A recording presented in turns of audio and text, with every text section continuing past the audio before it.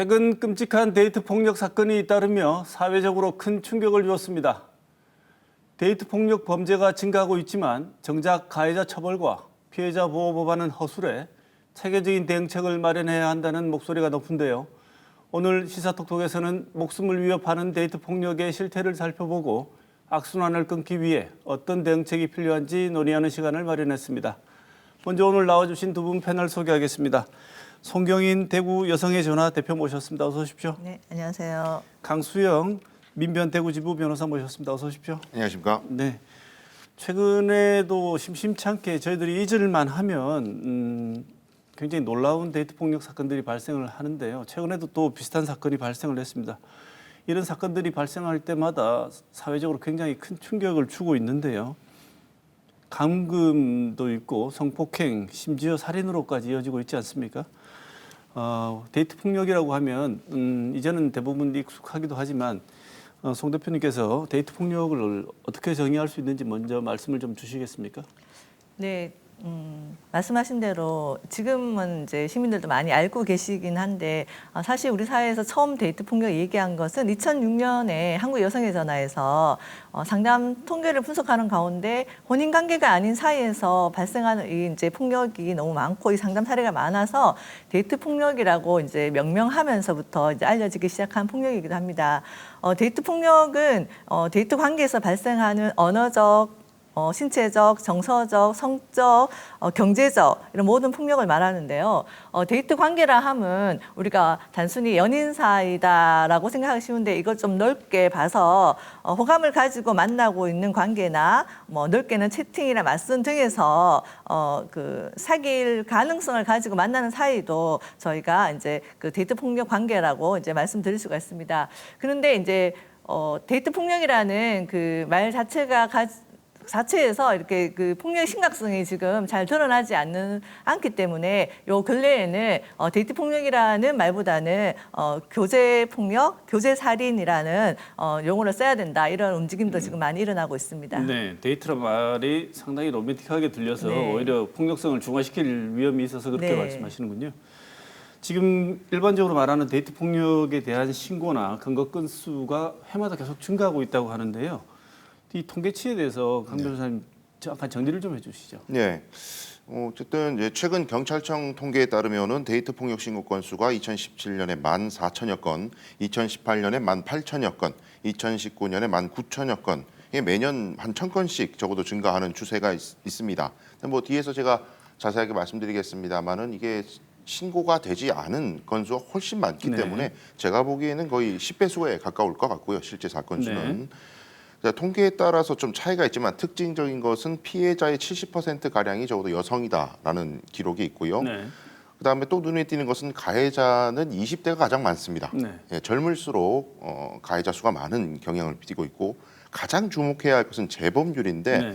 동종 범죄를 저지르는 비율이 무려 76%에 달하고요. 네. 데이트 폭력 가해자를 분석해 보면 10명 중 적어도 한 8명 정도는 이미 동종 전과가 있는 사람이었다라는 통계 자료가 있습니다. 네. 재범률이 76%면 다른 일반 범죄에 비해서 엄청나게 높은 훨씬 높은 네. 편입니다. 네.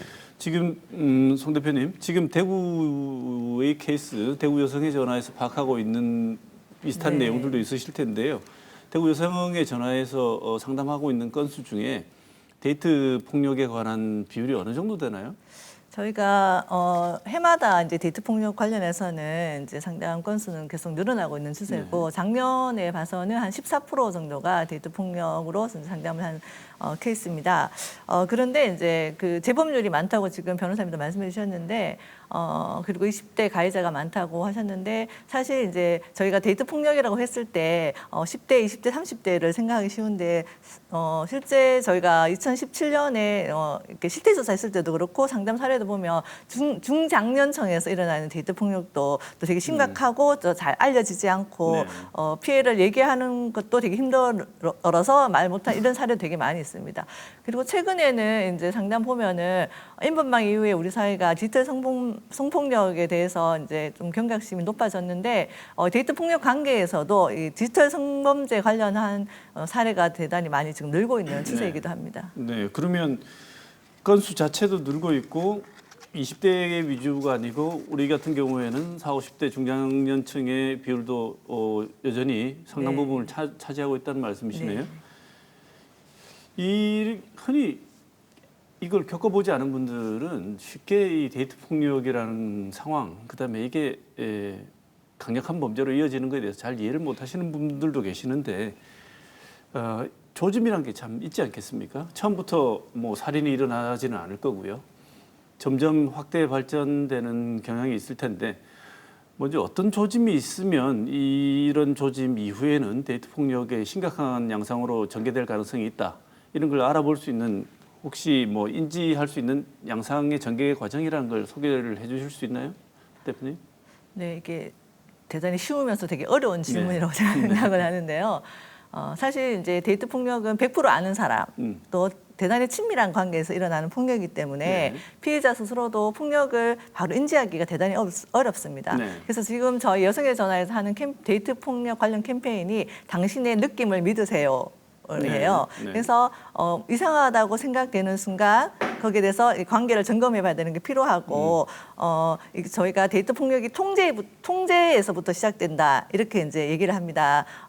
직접적인 신체 폭력이나 뭐 성적인 폭력이나 등등 일어나기 전에 통제의 단계가 있는데 근데 많은 분들이 통제가 왜 폭력이냐 이런 얘기를 이제 하세요. 근데 우리 사회가 지금 이 통제가 연인 사이에서 서로 관심과 애정으로 이제 환원된다거나 보호돼야 될 사생활이 공유돼야 한다는 이런 이제 여러 관계에서 여러 가지 이제 통념이 있기 때문에 대단히 어려운데 옷차림을 간섭한다거나 어떤 또 문제가 발생했을 때 그 문제의 비난을 나한테 돌린다거나 네. 했을 때는 그게 데이트 폭력의 시초가 될 수 있다고 좀 판단하시는 것이 중요할 것 같습니다. 네, 어떻게 들으면 과하다고 생각하실 수도 있겠지만 뭐 사랑하는 사이에서는 서로 관심에서 비롯돼서 그런 얘기를 할 수 있지 않느냐는 생각이 들 텐데 의견 제시가 아니고 그렇게 해라 하지 마라라는 통제의 범위로 접어들기 시작하면 그 느낌을 믿으라고는 네. 말씀이시죠. 법적으로 보면 변호사님 근데 이 정도가 시작되면 이때부터는 일반적인 어떤 연인 사이에서 발생할 수 있는 다툼이 아니고 법적으로 문제가 될 수 있는 네. 시점이 조짐이 보인다고 할 수 있는 지점은 어딘가요? 그러니까 사실은 우리가 알고 있는 협박, 폭행, 상해, 뭐 살인미수 이런 이제 강력 범죄라고 불릴 수 있는 그런 것들의 경계는 사실 일반 상식적으로도 쉽게 알 수 있는 것들인데 네. 지금 문제의 본질은 피해자가 그 일을 당하면서도 피해를 당했다고 인지를 못하는 네. 것이거든요. 네. 그래서 제가 실제로 상담을 하다 보면은 쭉 이게 있어왔던 이야기를 하실 때 누구나 그런 생각을 하실 거예요. 왜 이때까지 그럼 가만히 계셨느냐? 네. 왜 그걸 피해를 당했다고 생각하지 않았느냐? 이런 생각을 하게 되어 있습니다. 그래서 제가 지금 당장 법적인 어떤 조치를 할 수 있나요? 이런 질문들을 많이 하시기 때문에 제가 이렇게 예를 꼭 드리거든요. 똑같은 행동을 제가 지금 당신에게 한다고 가정해 보라. 이게 과연 범죄가 아니라고 할 수 있느냐? 다 그러면 범죄가 맞다고 하거든요. 네. 그러니까 중요한 것은 그 상대방이 나에게 할 때 이 가해 행위를 내가 그런 일을 당할 만하다라고 심리적 지배를 이미 당하고 있는 상황이기 때문에 인지를 못할 뿐 똑같은 행동을 다른 사람이 자기에게 했을 때는 당연히 이건 문제가 된다고 생각을 다 하십니다. 네. 그러니까 문제의 본질은 경계를 인지하지 못할 것이 아니라 자신이 피해자가 아니라 어떤 그 보면 유책 가해자다. 네. 이 일을 야기하게 한 사람이다. 이런 잘못된 인식 때문에 이런 경계를 혼동하는 것이 아닌가 하는 생각을 합니다. 네. 나를 위해서 이렇게 한 거고 이런 화를 내는 것도 내가 뭐 이 화내는 일에 단초를 제공해서가 아닌가 이렇게 본인이 스스로 자꾸 생각을 해서 한 건 두 건 넘어가다 보면 결국은 점점 더 심해지는 거죠.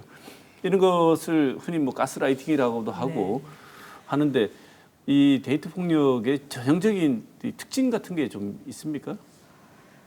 데이트 폭력은 뭐 말씀드린 대로 친밀한 관계에서 발생하기 때문에 일단 피해자가 피해를 드러내는데 시간이 오래 걸리고 인지하는 데 오래 걸리지만 드러내는 데 오래 걸리고 또 주변의 반응들이 대단히 이제 중요한데 이게 이제 폭력으로 인지하기보다 주변에서도 뭐 사랑 싸움이라거나 뭐 어떻게 좀 둘이 잘 해봐라. 아니면 너한테도 잘못이 있네. 이렇게 말함으로써 피해자들이 더 위축되거나 아까 변호사님도 잘 말씀해 주셨지만 본인이 뭔가 잘못해서 이런 일이 발생해서 본인이 뭔가를 잘하면은 변화될 거다. 이런 이제 생각들을 하게 되죠. 그 중요한 특징은 이게 사랑과 폭력이 사실은 공존해 있기도 한 거예요. 네, 네. 저는 오늘 꽃을 받았습니다라는 되게 유명한 시가 네, 있는데 네. 저녁에 되게 심각한 이제 폭력이 있고 다음 날 나에게 꽃을 갖다 주는 거죠. 그러면서 사랑한다고 말했을 때 그게 폭력이라고 인지하지 못하게 되는 이런 경우가 계속해서 반복되기 때문에 대단히 어려운 것 같습니다. 네. 데이트 폭력의 전형적인 특징 중에 하나를 지금 말씀해 주셨는데 폭력을 가하고 그 다음에는 반드시 이 사랑으로 치환된 혹은 오해할 수 있는 행동을 또 해서 네. 무마시키고 하면서 점점 강도가 높아지는 거죠. 네. 근데 그런 것 속에서 피해자들이 보통 보이는 반응이 뭐 싸울 수 있지 이런 건데 주위에 있는 분들도 그런 얘기를 들으면 연애하다 보면 한 번쯤은 누구나 다 싸우지 이런 반응을 보이지 그 문제가 심각하다고 이렇게 얘기해 주는 경우가 잘 없는 거죠. 네, 그래서 주변인들의 반응이 사실 대단히 이제 중요합니다. 그래서 주변에서 어떻게 반응하고 그게 네 잘못이 아니고 이걸 같이 해결할 수 있다는 반응을 보여주시는 거, 그리고 지원할 수 있는 단체를 소개시켜주거나 같이 경찰에 신고하자고 말해주시는 거 이런 것들이 대단히 이제 피해자가 피해 상황을 벗어나는데 중요한 도움이 될 수 있을 거라고 생각됩니다. 네. 변호사님, 재범률이 높은 이유가 네. 이 처벌의 강도가 세지 않아서 그렇다는 얘기도 할 수 있겠지만 어쩌면 지금 말씀 주신 내용에서도 힌트가 좀 있을 것 같은데 네. 당사자가 가해자가 스스로 정말 이게 심각한 범죄 행위라는 사실을 인지하지 못하고 나는 그저 좀 너무 강하게 좋아했을 뿐이다 이렇게 착각하고 있는 것도 많이 실제 경우에도 보여주고 있습니까? 그렇습니다. 근데 이제 재범률이 높다는 것은 그야말로 같은 피해자에게 여러 번 반복되는 경우가 많거든요. 네. 근데 아까 제가 잠깐 말씀드린 바와 같이 처음에 그런 가해 행위가 있었을 때 그걸 부당하다고 생각하지를 못하고 내가 저런 원인을 제공했다라고 생각하면서 넘어가기 시작하면은 이게 계속 반복이 되는데 또 반복뿐만이 아니라 점점 강도가 세지게 돼 있습니다. 네. 왜냐하면 이 가해 행위를 하는 사람의 이 심리적 기제를 좀 분석을 해보면 제가 물론 가해자 쪽 변호도 해봤기 때문에 그들과 이야기를 나눠보면 일단 사회적 열등감이 강한 경우가 많습니다. 네. 밖에서는 굉장히 열등감이 강한데 그 열등감을 찾고 싶은 마음에 만만한 상대에게 가해 행위를 하거나 압박을 가하거나 자존감을 누름으로써 내가 너보다는 위에 있는 사람이다. 이런 식으로 자기의 자존감을 회복하려고 하는 그럼 겉으로는 자존심이 아주 강한 그런 사람이 되거든요. 네. 근데 이런 사람들의 특징이 어떤 지배 행위를 했을 때 상대방이 고분고분하게 되면은 또 이제 애정 반응으로 넘어가지만 때에 따라서는 너무 과한 요구를 하거나 과한 지배를 해서 피해자가 반항을 하게 되고 그러면 더 세게 네. 억압을 하게 돼 있고요. 이 굴레가 계속되면은 순식간에 기하급수적으로 가해 행위가 높아질 위험성이 있다는 네. 것이죠. 지금 원래 한번 했던 사람들이 재범을 하게 되는 기제를 말씀해 주셨는데 지금 우리가 주목해야 되는 내용들 중에는 물론 예전에도 이랬지만 드러나지 않아서 몰랐던 경우도 있을 거고요. 그래서 요즘 많이 드러나기 때문에 증가하는 것처럼 우리가 빈도를 확인하는 것도 물론 있을 텐데 대표님 보시기에 증가 추세에 있지 않습니까? 네. 왜 이런 일이 발생한다고 생각하십니까? 그래서 통계를 볼 때는 사실 이제 여러 가지 면을 같이 이렇게 보면서 통계를 봐야 되는데 단순히 통계가 높아져서 지금 더 심각해졌다, 더 많아졌다로 보는 것도 뭐 필요하지만 또 한편으로는 이 폭력에 대한 감수성이 이제 높아졌고 이것도 폭력이 된다는 것을 이제 피해자도 많이 알기 때문에 저는 이제 신고율이나 뭐 상대 건수도 많이 늘어났다고 생각합니다. 그래서 단순하게 그냥 볼 통계를 단순하게 볼 문제는 또 아니라고 생각합니다. 네. 지금 그러면 이 데이트 폭력이 발생하는 근본적인 원인 중에 하나를 말씀을 해주셨는데 변호사님께서 근본적인 원인 중에 하나는 사실은 가해자 쪽들이 갖고 있는 어떤 심리적 열등감이 다르게 왜곡되게 표현된 기제다라고 말씀을 주셨는데 그것도 왜 주목하고 계신 이 데이트 폭력이 발생하는 근본 원인은 또 어떤 게 있다고 보십니까? 뭐 제가 좀 이제 반론적으로 말씀드리고 싶은 것이 있는데 그 부분 관련해서 이 법이 좀 약하다. 소위 이게 왜 처벌 수위가 약하냐? 처벌을 좀 강하게 하면 이런 것들이 근절되지 않을까 이런 의견들이 상당히 있습니다. 그런데 제가 변호사로서 활동하는 일선에서 느끼는 바는 처벌이 강하기 때문에 나는 범죄 욕구를 억제하겠다 이런 저울질하는 처벌로 인한 불이익과 범죄를 했을 때 얻는 나의 어떤 쾌감 두 가지 사회에서 어떤 저울질을 해서 더 무거운 쪽을 선택하는 이런 것들은 이성적인 판단 능력을 가진 사람들이 가능한 것이거든요. 네. 근데 제가 만나본 가해자들은 대부분 그 저울대 자체가 없습니다.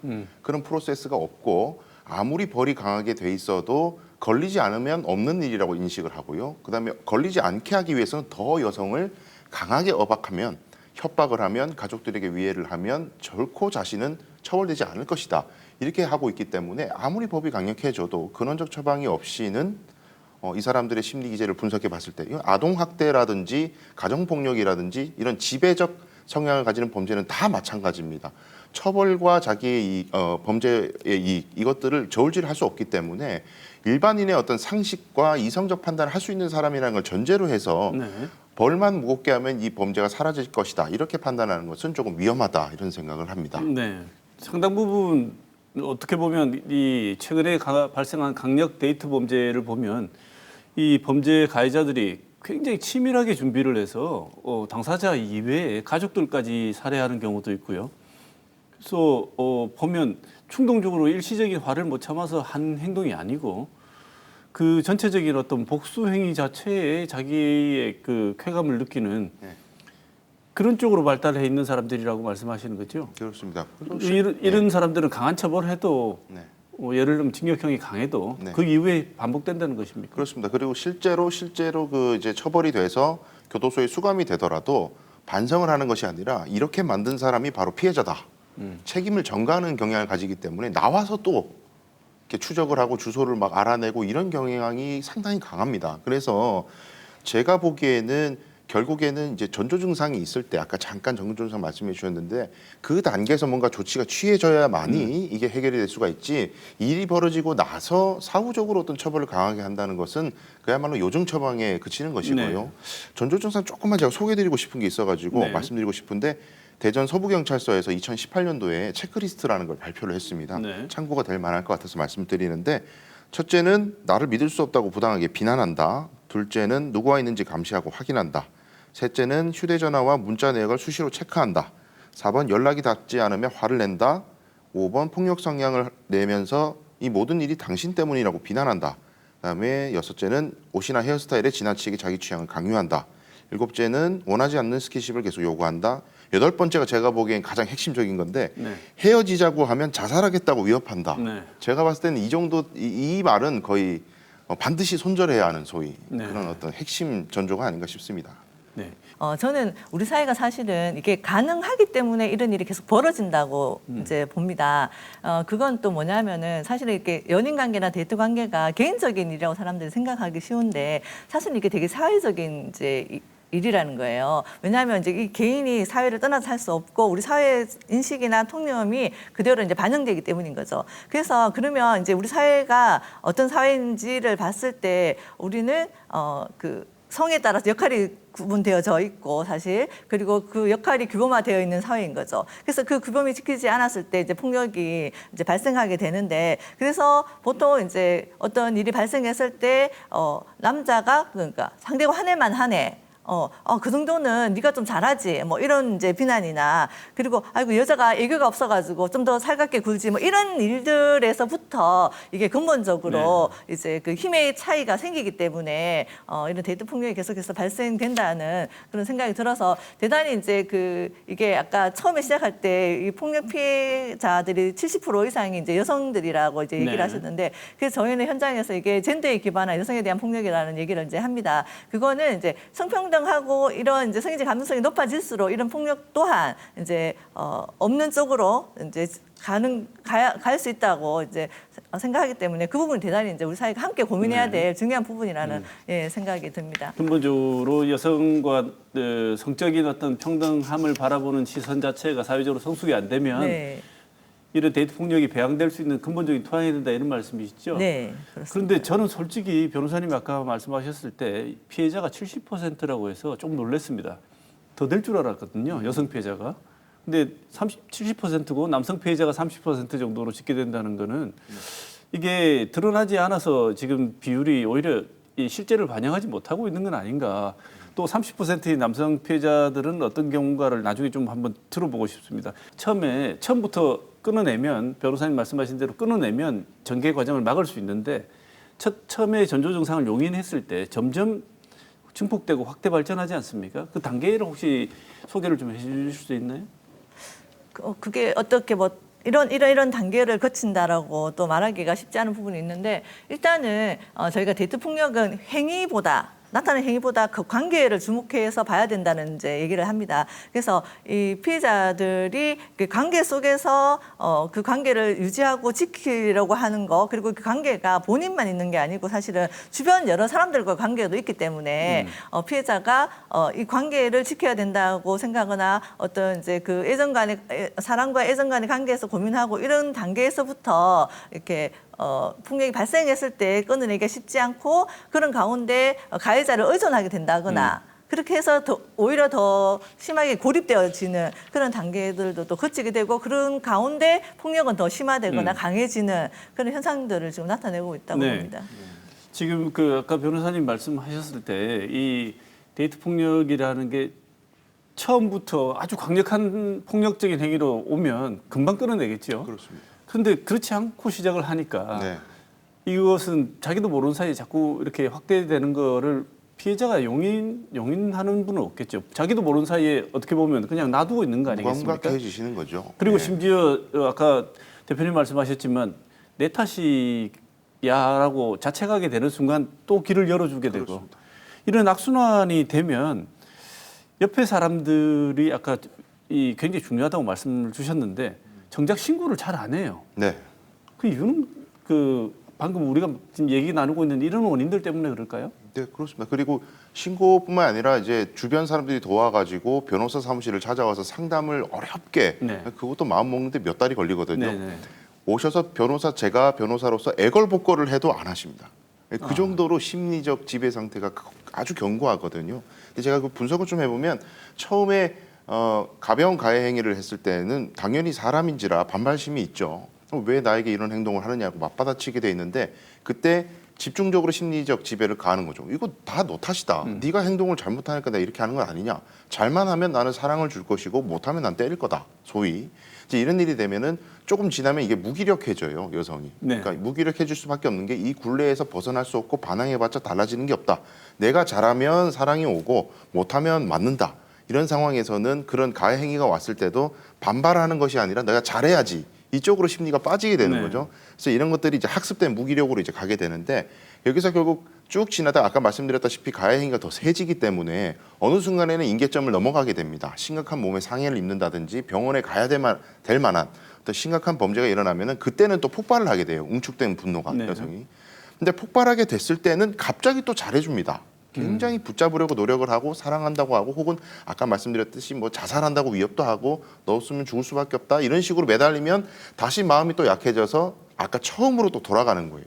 이 끊임없는 굴레가 계속해서 이제 반복되는데 제가 여기서 하나 더 말씀드리고 싶은 것은 현실적으로 젊은 세대들에서 비교적 이런 일이 많기 때문에 오는 사례들을 보면 경제적 문제하고 결부되어 있는 경우가 많습니다. 네. 그러니까 남자 가해자가 여성의 경제력에 의존하고 있는 경우가 많아요. 네. 의외로 동거를 하는 가운데서 이제 동거를 하면 가해 행위를 항상 노출되고 피할 수가 없는 상황이겠죠. 혼전 동거를 하는 상황에서 남자는 마땅한 수입이 없고 여성은 이제 어느 정도 수입이 있는 상황에서 돈을 계속 빌렸다가 이제 갚으라고 하면 때리고 이런 일까지 보통은 심리적 지배가 완성되면 경제적 지배도 되게 돼 있습니다. 네. 그러니까 이런 상황에서 제가 상담을 해서 민사소송이나 이런 걸 안내를 해드려도 그 남성을 잘 구슬리고 내가 잘 해주지 않으면 이 돈을 못 받는다. 소송을 해봤자 저 사람은 재산이 없다. 그러니까 내가 잘 대해줘서 받아야 한다. 이런 식으로 왜곡돼 있다 보니까 법적인 액션을 하지 않으려고 하는 경향이 굉장히 강합니다. 오히려 해봐야 손해고 네. 여러 가지 불편함만 초래된다. 네네네. 그래서 그런지 경기도 가족여성연구원 한 조사 결과에 따르면 데이트 폭력을 경험했던 상대방과 결혼하는 사람이 여성 비율이 45%나 된대요. 이런 시작은 데이트 폭력이었습니다만 결혼을 통해서 가정을 꾸리게 되면 곧바로 가정 폭력으로 또 이어지지 않겠습니까? 네. 그럼 아동 학대 또 일어날 테고. 네. 이 모든 악순환의 시작이 사실은 처음에 데이트 폭력의 초기 조짐을 차단하고 네. 끊는 건데 네. 대표님 보시기에도 이런 악순환들이 이 연쇄 고리가 일어나고 있다고 보십니까? 그렇죠. 그래서 결혼하면은 이제 금방 말씀하신 것처럼 결혼하면 달라질 거야. 근데 결혼이 달라지지 않고 또 그 상황에서 애가 생기면 달라질 거야. 하지만 자녀가 이제 태어나도 또 달라지지 않는 이런 것들이 가정폭력으로도 계속해서 이제 이어지는 경우가 지금 되게 많은 것 같습니다. 그런데 이제 이게 저희도 실태 조사했을 때 경찰에 신고하겠다, 경찰에 도움을 요청했다는 비율이 대단히 낮았습니다. 2~3% 정도밖에 되지 않았거든요. 그래서 왜 이렇게 소극적으로 도움을 요청하지 않는가 이런 문제에 대해서 사실 고민은 이제 현장에서 되게 많은데 저희가 이게 본인이 당한 피해 사실 자체를 사실은 얘기하는 것도 대단히 힘들고 또 하나는 내가 누군가 이제 내담자들 이제 하시는 말씀이 내가 누군가의 인생을 혹시나 망치게 되고 경찰에 신고해서 이 사람을 가해자로 만들고 처벌받게 했을 때 뭐 이런 부담이나 이런 이제 본인이 하지 않아도 돼 어떤 이런 거 이제 염려죠 이런 것도 하게 되는 것 같습니다. 네. 그리고 또 중요한 거는 사실은 누가 말을 한다는 거 말을 할 수 있는 사회가 되어야 되는 거죠. 누군가 들어주는 사람이 있어야지 사실은 말을 하는 건데 우리가 들어주고 있는가 우리 사회가 신고했을 때 피해자를 보호하고 지금 가해자를 처벌할 수 있는 제도가 마련되어 있는가 네. 이런 질문들을 좀 더 해봐야 될 것 같습니다. 네. 그래서 경찰에 신고했을 때 수사기관이나 경찰에 신고했을 때 오히려 뭐 언론에도 난 이야기지만 인기 많아서 좋겠다. 아니면 실제로 뭐 언론에 난 이야기지만 앞날이 창창한 뭐 학생인데 그 인생에 정말 빨간 줄 긋고 싶나 이런 이야기를 피해자들이 직접 듣게 되는 거죠. 네.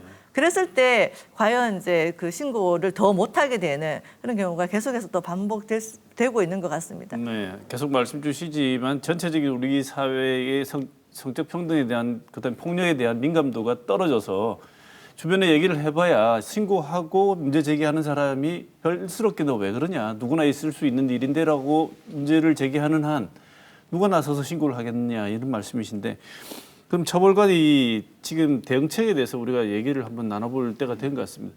변호사님 아까 말씀 주실 때 법적인 처벌을 강하게 하는 것만이 능사가 아니다. 예. 라고 말씀을 주시고 미리 막아야 된다고 하셨는데 근데 문제는 실제로 문제 제기한 사람이 없다는 거죠. 네. 그러면 지금 변호사님 보시기에 이제 법적의 대응책에 대해서 우리가 얘기를 하기 전에 현실적으로 당장 내가 그런 일을 지금 당하고 있다. 그러면 어떤 조치를 가장 먼저 취하는 게 옳다고 보십니까? 당연히 범죄 피해를 신고하는 것이 최우선이겠죠. 네. 그래서 신고를 하면서 출동한 경찰관에게 자기가 피해 사실을 진술을 하고 그다음에 그 이후에 법률가 전문가나 어떤 상담가의 도움을 전문 단체의 도움을 받아서 그다음 단계를 이제 밟아 나가면 뭐 임시로 이제 그 사람들과 어떻게 떨어질 수 있는 접근 금지 가처분 신청 이런 것들을 통해서 뭐 연락을 못하게 한다거나 이런 것들이 있는데 뒤에서 제가 말씀드리겠습니다. 이런 제도들이 지금 대단히 미비하거든요. 네. 근데 일단 지금 현재 처벌 현황을 잠깐 제가 소개해드릴 필요가 있을 것 같습니다. 네. 결국에는 지금 어떤 그 데이트 폭력이라고 해서 특별히 처벌하는 법은 없는 상황이지만 형법으로 다 처벌이 되고 있는 상황인데 우리가 알고 있는 뭐 협박, 폭행, 감금, 상해 이런 것들로 다 처벌은 될 수 있는 행위들이고 지금 이제 실제로 근데 이제 CBS 노컷뉴스에서 이 판결문들을 좀 분석을 했습니다. 네. 2019년 9월부터 올해 8월까지 1년 동안의 데이트 폭력 관련된 판결문 80건을 이제 입수를 해서 어느 정도로 처벌이 실제로 판결이 났는지를 분석을 했는데요. 집행유예를 받은 게 한 40건, 실형 선고가 30건, 벌금이 8건, 무죄가 3건 이 정도라서 집행유예라 하면 이제 징역형을 선고하면서도 뭐 집행을 2년 동안 유예해 주겠다는 말은 당장 교도소로 보내지 않고 2년 동안 지켜볼 테니까 네. 죄를 짓지 않으면 그냥 형벌을 안 받는 것으로 해주는 제도를 말하니까 실질적으로 그냥 벌을 안 받는 것과 다름이 없고요. 네.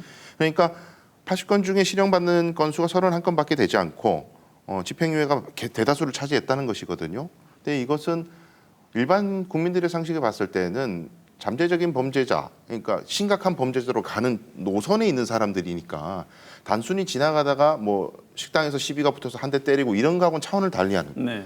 발전 가능성이 있는 사람인데도 왜 그런 사람들과 같은 차원에서 처벌을 하느냐. 같은 폭행이라도 네. 조금 더 상습성이 강하고 재범률이 높다면은 형벌에 반영이 돼야 되는데 그렇지 못하다. 근데 이제 결국 이렇게 된 거는 분석을 해보면 이유가 피해자와 합의가 됐다는 거거든요. 네. 합의가 되면은 드라마틱하게 형을 감형해주거나 집행유예를 하는 것이 대부분입니다. 네. 전과가 많지 않은 이상.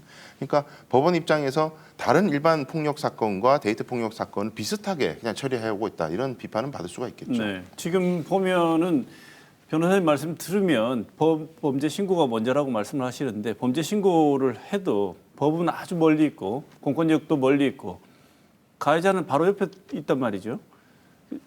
격리 조치가 내려지기 전에 범행을 하는 경우도 있고 또는 약간의 약식 처벌을 받고 강하지 않은 처벌을 받고 보복을 마음먹고 가족까지 살해한 경우도 있지 않습니까? 네. 이런 걸 보면 어지간히 이 결심이 큰 피해자 아니면 신고를 누가 한번 엄두를 내보겠습니까? 그래서 이런 조치가 훨씬 더 보완이 된다고 말씀을 주신 것 같은데 대표님 보시기에는 데이트 폭력이라고 분류되는 이런 이 범죄 행위에 대한 처벌을 어떤 방향으로 좀 더 촘촘하게 처벌이나 입법 과정을 거쳐야지 이런 일들이 좀 미연에 방지되고 피해자들이 보호를 받을 수 있다고 생각하시는지 말씀 좀 주시죠. 네. 저는 그 지금 20년 만에 지금 스토킹 방지법이 저희가 이제 그 처벌법이 제정이 됐는데 이 문제가 반의사 불벌죄가 여기 안에 들어갔다는 건데 네. 데이트 폭력도 이제 피해자에게 의사를 묻고 금방 말씀하셨지만 합의하면은 감량해 준다거나 뭐 이런 것들이 대단히 좀 잘못됐다고 생각하는데 그래서 피해자에게 책임을 묻지 말고 가해자에게 정말 책임을 물어서 그것들을 처벌할 수 있고 이게 저희가 며칠 전에 저희 사무실 안에서 했던 얘기가 사실 우리 사회가 뭐 성폭력 피해자나 진짜 성폭력 피해자들에게 피해자가 낙인 찍히는 경우가 되게 많은데 네. 가해자를 낙인 찍히는 사회로 좀 갔으면 좋겠다 이런 얘기를 저희가 농담반 진담반으로 정말 했어요. 네. 그래서 가해자가 정말 이게 정말 잘못된 걸 우리 모두가 같이 인식하고 이런 행동을 하지 않도록 하는 것들이 대단히 더 중요할 것 같습니다. 지금 법이 변호사님 보시기에는 형법에서 다룰 수 있다고 해서 퍼져 있는데 데이트 폭력과 관련된 범죄를 이 피해자를 보호하고 가해자를 처벌할 수 있는 내용을 담은 이 법이 통합적인 법이 따로 필요하다고 보십니까?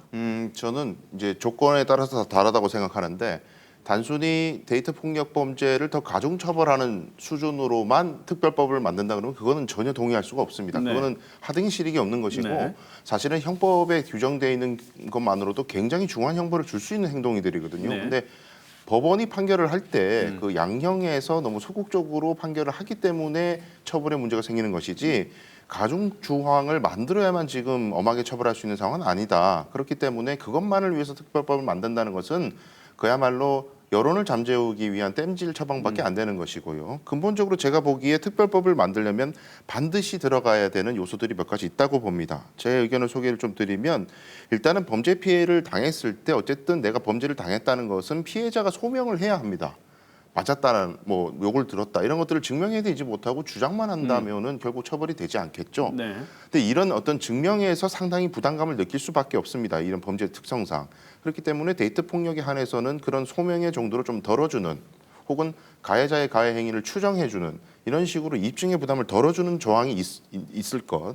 그다음에 두 번째는 이게 피해 회복을 좀 더 중요하게 생각한다면 지금 우리 민법 세계의 대원칙은 피해를 본 만큼 그 양만큼 손해를 배상해주라는 것이기 때문에 징벌적 손해배상이라고 해서 손해를 받은 뭐 병원비라든지 뭐 일을 하지 못한 손해, 위자료 이런 것들의 곱하기 뭐 5배 네. 이런 식으로까지 어떤 대폭 피해액을 늘리는 조항, 이건 법의 근거가 있어야 가능한 것이거든요. 네.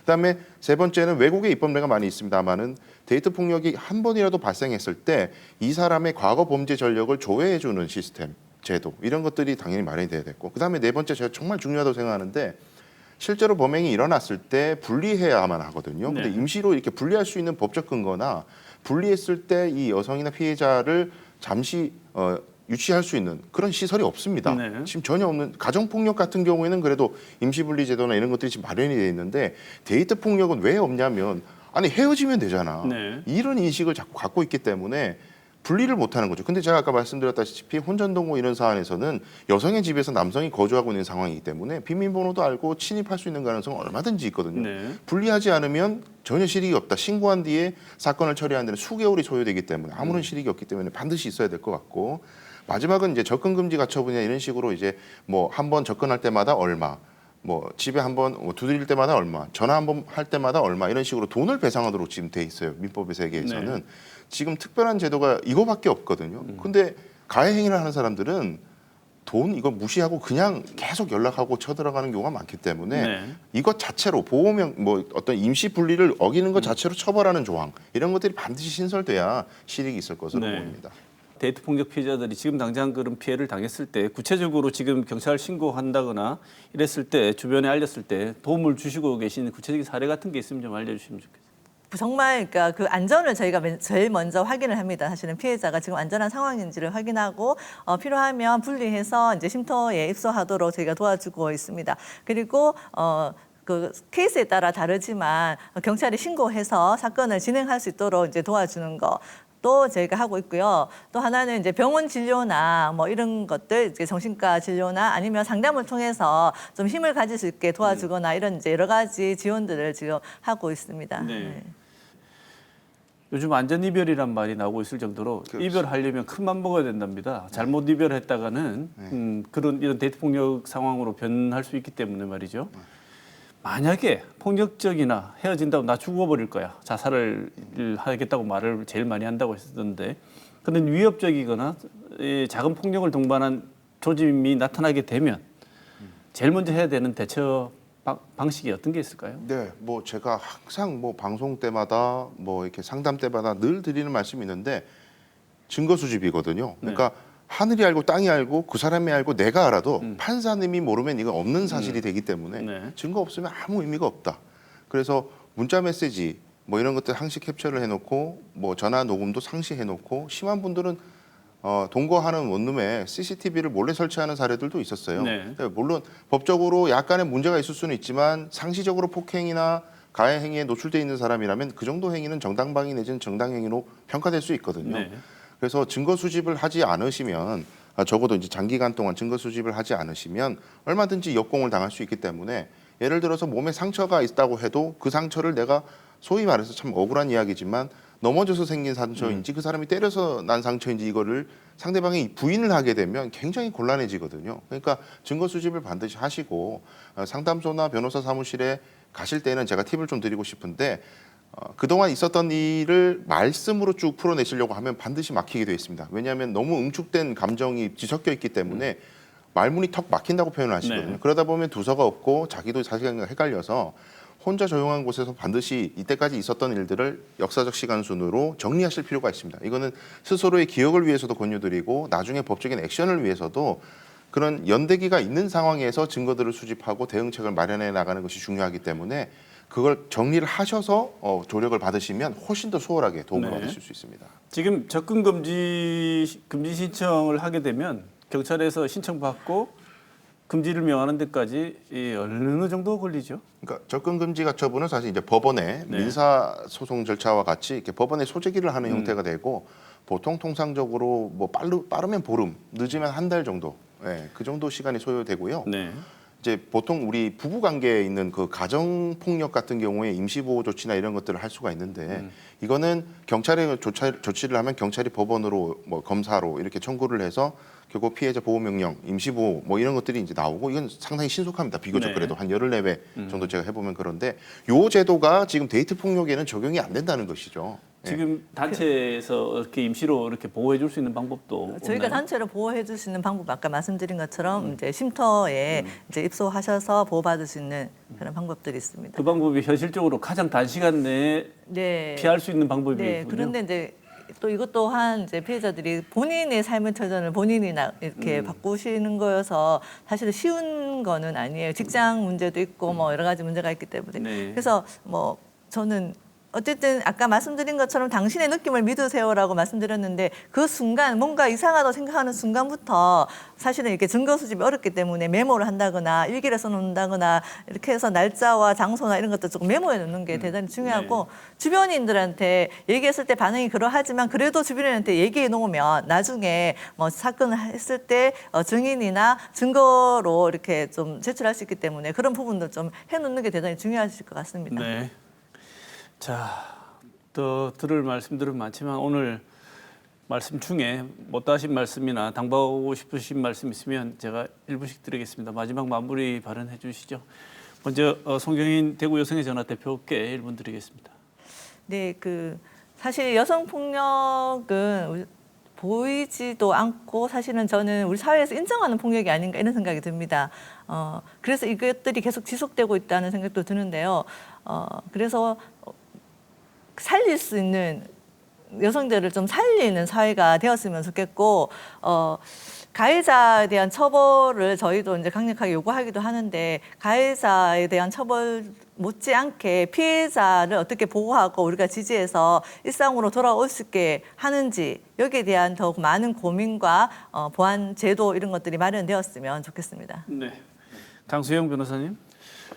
주변 분들한테 좀 당부드리고 싶은 말씀이 있는데, 누구나 이런 피해자들의 이야기를 들으면 속이 터지게 돼 있습니다. 원래 왜냐하면 왜 헤어지지 못하냐는 생각을 할 수도 있고, 그리고 이분들의 특징이 이런 가해 행위를 당했음에도 불구하고 그 사람의 장래를 걱정해요. 자기의 인생이 아니라 내가 이걸 문제 제기를 했을 때 그 사람이 손해를 너무 많이 입으면 어떡하지? 그 사람 직장 잘리면 어떡하지? 뭐 이런 걱정을 오히려 해주거든요. 근데 그건 심리적 지배를 당해왔기 때문에 일어나는 당연한 증상이라고 생각해 주셔야 하지, 정신이 나갔다라고 해서 막 박해를 하시면 오히려 더 도망가게 만드는 결과를 초래합니다. 그래서 답답한 어떤 이야기를 하더라도 주변 분들께서는 당연한 증상이라고 생각해 주시고 아주 전문적이고 기술적으로 그 사람의 심리를 잘 헤아려 주셨으면 좋겠습니다.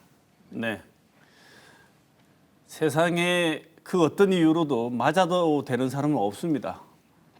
법으로 때리는 태형이 전 세계적으로 인권을 침해한다는 이유로 비난받는 이유입니다. 법의 이름으로도 때리면 안 됩니다. 그래서 맞아도 되는 사람은 아무도 없는 거죠. 그럼에도 불구하고 사랑한다는 이유로 때리고 가끔 목숨을 잃기도 하고 주변 사람까지 살인으로 이어지는 데이트 폭력은 단순히 둘 사이의 문제가 아니고 우리 사회가 좀 더 관심을 기울여야 되는 문제인 것 같습니다. 오늘 이 문제에 대해서 송경인 대구 여성의 전화 대표, 강수영 변호사 두 분 모시고 좋은 말씀 들었습니다. 두 분 말씀 감사드립니다. 고맙습니다.